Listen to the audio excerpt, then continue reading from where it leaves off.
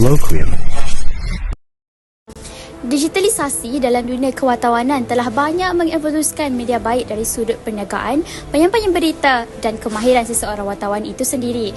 Teknologi baru pada saat ini bukan hanya membawa kemudahan kepada media, malah memberikan pelbagai jenis cabaran bentuk baharu yang harus didepani oleh mereka. Dalam laporan khas ini, kami bawakan kepada anda pandangan-pandangan dari pengamal media, baik dari media arus perdana dan digital mengupas topik ini.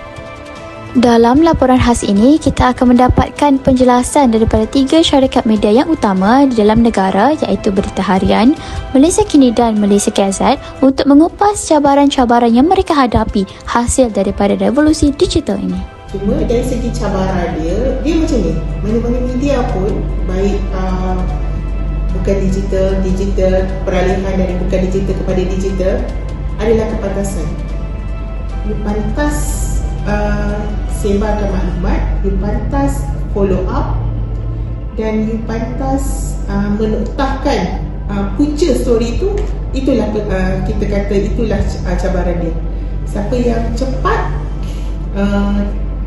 dapat berita, cepat keluarkan berita tu, you cepat keluarkan berita tu bermaksud you cepat tweet, you cepat berada di tempat tu, berada di tempat kejadian, you melaporkan apa yang berlaku di tempat kejadian dengan cara apa pun, tweet, kita ambil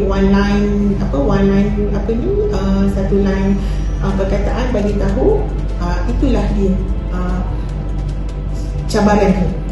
Macam siapa cepat, itulah dia.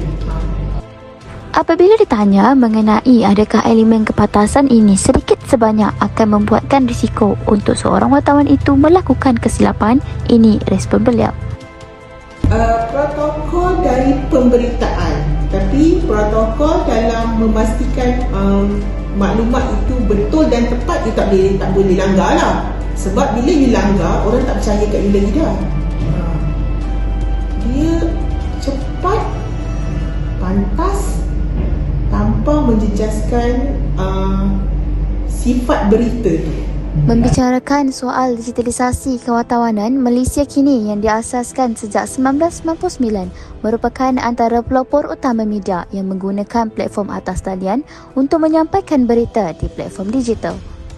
Tuan Al-Abrar Muhammad Yusof yang merupakan editor Malaysia Kini berpendapat walaupun syarikat ini sudah sekian lama menggunakan platform portal dalam penyampaian berita, tetapi mereka masih terpalit dengan cabaran digitalisasi ini.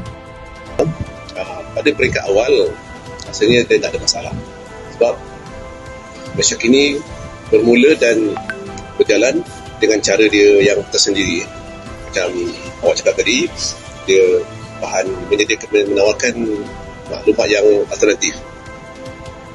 Sedangkan media cetak lain, dipanggil media mainstream, menawarkan berita yang sama yang sama je. So masa itu agak mudah lah. Sebab set A yang media perdana menawarkan pusat corak ABC.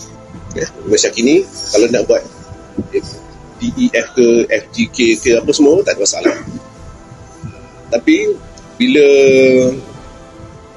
perubahan berlaku apa semua, perlahan-lahan media cetak, media arus perdana mula mengikut langkah Malaysia Kini.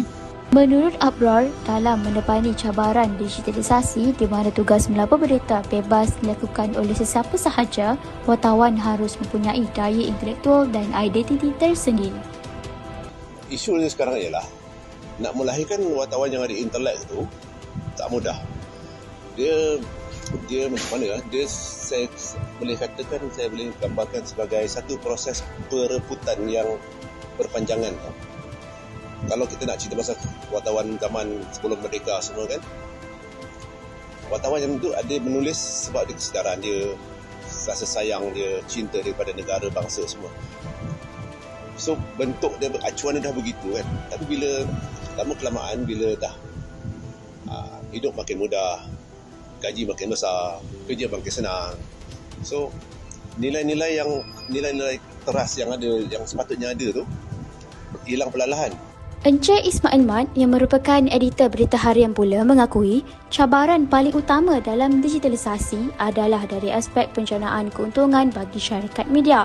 Bagi dirinya, sejak peralihan penyebaran berita melalui portal, syarikat tidak dapat menjana pendapatan seperti zaman media cetak seperti dahulu. Sebenarnya ketika ini, macam di berita harian ini, pendapatan untuk iklan di media cetak itu lebih tinggi. Okay? Berbanding dengan iklan di portal berita. Itu pun awak kena ingat satu benda. Okay? Untuk portal berita, dia tidak berdepan dengan percetakan, kos percetakan yang semakin meningkat. Okay? Kos kertas, okay? Makin meningkat. Jadi dia tak berdepankan kos itu. Tapi kalau macam media yang ada surat khabar ni, dia berdepan kos cetak. Nampak? Walaupun kita jual surat khabar tu RM2 senaskah, harga cetaknya tak lebih daripada RM2. Nampak tak? Jadi itu isu dia. Kos yang ditanggung oleh pengeluar surat khabar tu mahal. Tapi iklan masih banyak melalui media cetak. Sebab dia, iklan dia memang mahal. Okay, tapi kalau di media dalam talian, kos dia lebih rendah. Sebab dia cuma perlukan server untuk melayan penempatan berita-berita ni, itu saja. Okay, dengan dia punya kelengkapan teknologi lah untuk make sure dia tak hang, dia tak jam bila orang ramai tertumpu. Okay? Tapi dari segi sehingga kini, kenapa surat khabar masih tertahan? Sebab iklan. Iklan masih masuk banyak. Kalau awak tengok surat khabar, iklan masih banyak. Cuma hari-hari tertentu iklan mungkin kurang. Tapi sebab selagi iklan masih ada, saya surat khabar akan bertahan. Digitalisasi dalam dunia kewartawanan telah memberikan cabaran-cabaran yang baharu kepada syarikat media. Apa yang penting adalah media dan wartawan harus sentiasa beradaptasi dengan pembaharuan ini.